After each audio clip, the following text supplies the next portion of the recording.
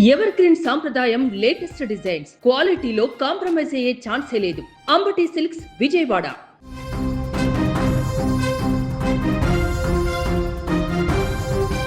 Big Boss beauty Ashu Reddy ఎపిసోడ్లో ట్విస్ట్ల మీద ట్విస్ట్లు వెలుగులోకి వస్తున్నాయి.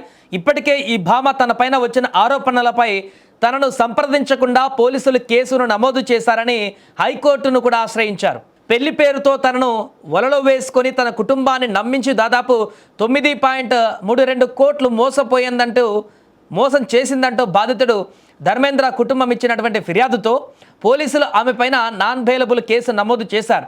ఈ నేపథ్యంలో దీనిపైన నమోదైనటువంటి ఎఫ్ఐఆర్ను కొట్టివేయాలని కోరుతూ తాజాగా అశురెడ్డి తెలంగాణ హైకోర్టును ఆశ్రయించింది. ఈ క్రమంలో తాజాగా అశురెడ్డికి సంబంధించినటువంటి ఒక ఆడియో కాల్ నెట్టింట వైరల్గా మారింది.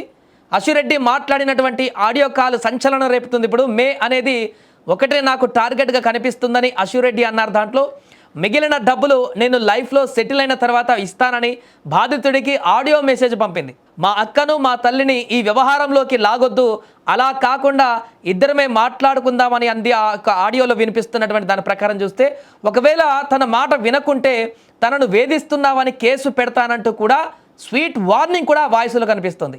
నా తరపున వేణుస్వామి అదేవిధంగా సీరియల్ నటి ప్రవీణ కలిసి వస్తారంటూ కూర్చొని సెటిల్ చేసుకుందామంటూ అశురెడ్డిగా చెప్పబడుతున్నటువంటి ఆ ఆడియోలో మాట్లాడినటువంటి సంభాషణ కనిపిస్తుంది. నేను నీ మొహం చూడాలని అనుకోవడం లేదని, ఈ విషయం గురించి మాట్లాడాలి అనుకోవడం లేదని కూడా అశురెడ్డి దాంట్లో మాట్లాడినట్టుగా మనకు కనపడుతుంది. ఒకసారి ఆడియో అది కూడా ఉంది, ఒకసారి అది వైరల్గా మారినటువంటి ఆడియోలో ఏముందో కూడా మనం వినేటువంటి ప్రయత్నం చేద్దాం. వెంకీ, నువ్వు ఇప్పుడు మళ్ళీ ప్రవీణ్ అక్కకు ఫోన్ చేసావని చెప్పి కాల్ చేసింది నాకు. Okay, that is your wish, చేసావు.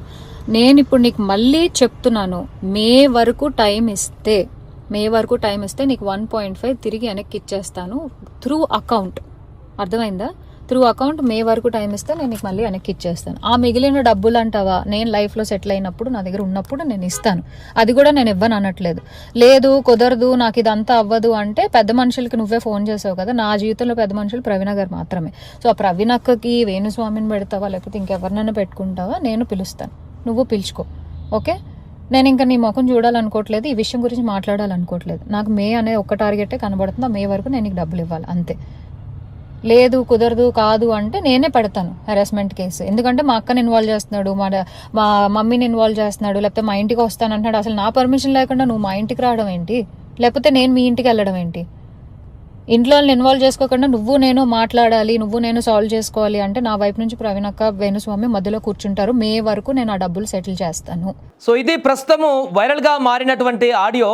ఒకవైపు ఈ యొక్క కంప్లైంట్ మొదటగా ఎఫ్ఐఆర్ నమోదైన తర్వాత ఈ విషయం వైరల్గా మారి రకరకాలుగా సోషల్ మీడియాలో చర్చకు వచ్చినటువంటి సందర్భంలో నాకు సంబంధించి పోస్టులు పెట్టకండి అని సీరియస్ వార్నింగ్ ఇచ్చినటువంటి అశురెడ్డి, ఇందులో నా సంబంధం లేదు, ఎందుకు నా గురించి పోస్టులు పెడుతున్నారు, నేను లీగల్ కూడా ఫైట్ చేస్తాను, ఇలా ఇష్టం వచ్చినట్టు పోస్టులు పెడతానని చెప్పినటువంటి అశురెడ్డి ఈరోజు ఆ కేసుకు సంబంధించి ఎఫ్ఐఆర్ని నాకు నా యొక్క వాదన వినకుండానే కంప్లైంట్ తీసుకున్నారు, ఎఫ్ఐఆర్ నమోదు చేశారు, దాన్ని కొట్టివేయాలంటూ హైకోర్టుకు వెళ్తే అక్కడ ఇంకా పూర్తి స్థాయిలో ప్రొసీడింగ్స్ కొనసాగుతున్నాయి.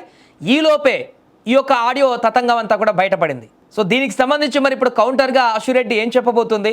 మరొక వైపు అటు ధర్మేంద్రకు సంబంధించి వారు కూడా చాలా క్లియర్గా ఈ అంశాలకు సంబంధించి అన్ని ఆధారాలతో ఎవిడెన్స్తో సిద్ధంగా ఉన్నట్టుగా తెలుస్తుంది. కోట్ల రూపాయలకు సంబంధించినటువంటి డబ్బు వ్యవహారం కాబట్టి దశల వారీగా ఈ అమౌంట్ని తనకు ఖాతాల్లో చేసినటువంటి బ్యాంక్ స్టేట్మెంట్లో కానీ లేదంటే గిఫ్ట్ వైజ్గా ఇస్తే అలాంటి ప్రూఫ్స్ ఏదైతే ఉన్నాయో వాటన్నింటినీ కూడా కలెక్ట్ చేసి పెట్టుకునేటువంటి ప్రయత్నం మరి ధర్మేంద్రకు సంబంధించిన కుటుంబం చేస్తున్నట్టుగా కనపడుతుంది.